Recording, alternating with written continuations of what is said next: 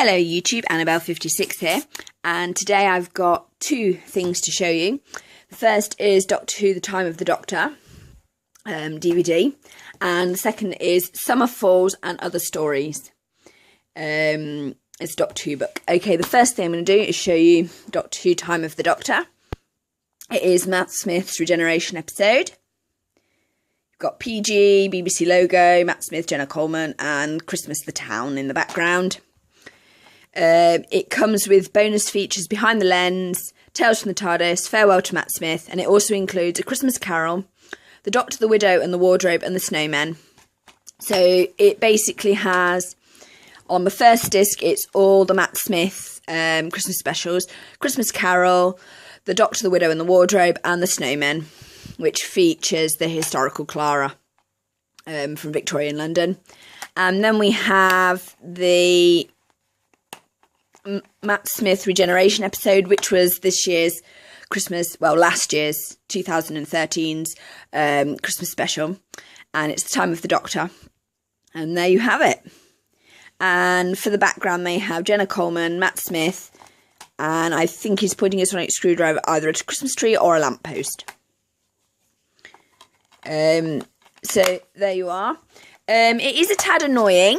This was, I think it's between sort of £12 to £10. This is really an interesting collection. I think it's great that they've put it with the other Christmas specials. But what's really annoying is if you've got the box sets come with the Christmas specials. So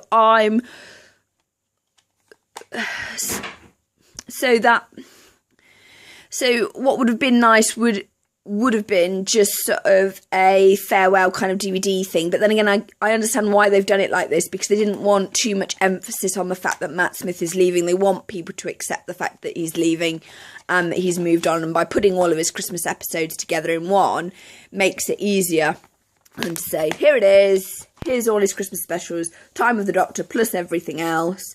Makes it easier rather than having a regeneration episode by itself, because that would be odd and slightly painful for everybody concerned, I'm guessing. Okie dokie, so that's that one. This is Summer Falls and Other Stories. It features a new introduction by Amelia Williams, also known as Amy Pond. I will show you, this is the front, and this is a picture from Summer Falls. It also has the Angel's Kiss by Melody Malone, Summer Falls by Amelia Williams, and it has The Devil in the Smoke by Mr. Justin Richards. And they're all basically sort of kids' stories.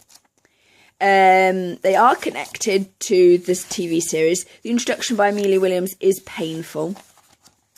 And there is also, in here, they've got her introduction, then her story, then River Song, Melody Malone's Angel's Kiss story, Devil in the Smoke, and then The Girl Who Never Growed Up is also written by Amy Pond, and it's quite sad, actually. It is an extract from an interview by Brooklyn Fair, 1969, by Chrissy Allen. And it is incredibly painful, because she's actually talking about River Song in it. I'm not going to tell you much more. I know the series did get a lot of 7th series, and during the 6th series, when we found out certain facts, which will remain secret, I'm sure you all know, but spoiler warning, there was some criticism that the TV show didn't deal with Amy losing a certain baby properly, and it's and there is substantial claims to that, and it's partly to do with the way it was written, because we didn't have an A, B, C, D plot. We had a timey-wimey plot, which meant that you couldn't really sort of resolve emotional issues very well, because that would mean you'd have to have a scene that was actually in linear time. And Doctor Who, as we know, is timey-wimey. Well, how Stephen Moffat writes it is timey-wimey. You couldn't just have one standalone episode where, oh, let's deal with Amy's grief, because it was actually slowing down. It would have actually slowed down the plot, which is quite sad in a way that Moffat didn't take that into consideration. And I feel that Clara also suffered her relationship suffered, because we had the snowman episode, and then we had the Dalek Asylum episode, and they had really such a ping pong great chemistry, but they never actually met.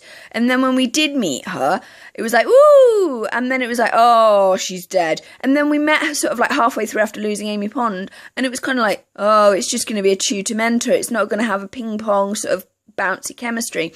And I think the overall themes of the big bads have really affected the relationships that the Doctor has had with his companions, minus River Song, because River Song is lucky because it's always implied that they've had those little moments off screen, so you feel slightly better when it is a bit disjointed, because you know, the Doctor and River, they'll have talked about it, you know, on one of their secret night dates, which is fine.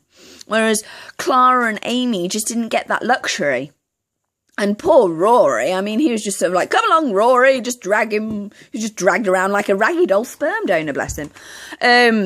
So, yeah, the Stephen Moffat, female companions and emotional connectedness, I fully understand why he didn't include it.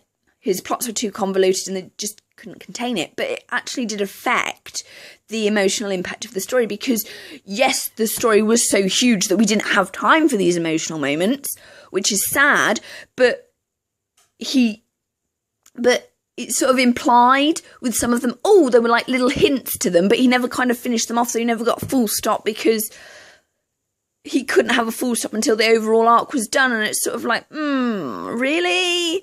So yeah, anyway, moving on from that. So this is a nice little book, I think. And it's kind of nice that they've put all three together. You've got this kind of Enid Blyton feel to it. So yeah, it's going to be interesting. I think Jenna Coleman and Peter Capaldi are actually going to have a better relationship than poor old Matt Smith's run, because I guess Matt Smith got the short straw, because this Series 7 was an awkward season, because this was the first time in New Who that we actually changed companion halfway through the series, and that fact alone complicates things. But the fact that we had this incredibly complicated timey-wimey plot as well didn't really make for making relationships easy at all.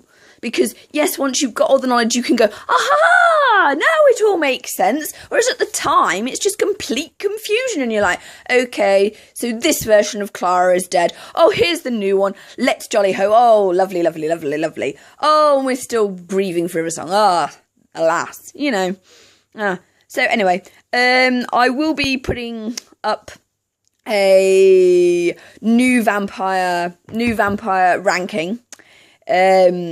Of like my top 20 vampires post Anne Rice soon, and I'm also going to be showing off my Buffy and Angel collection in my next couple of videos. So yeah, bye.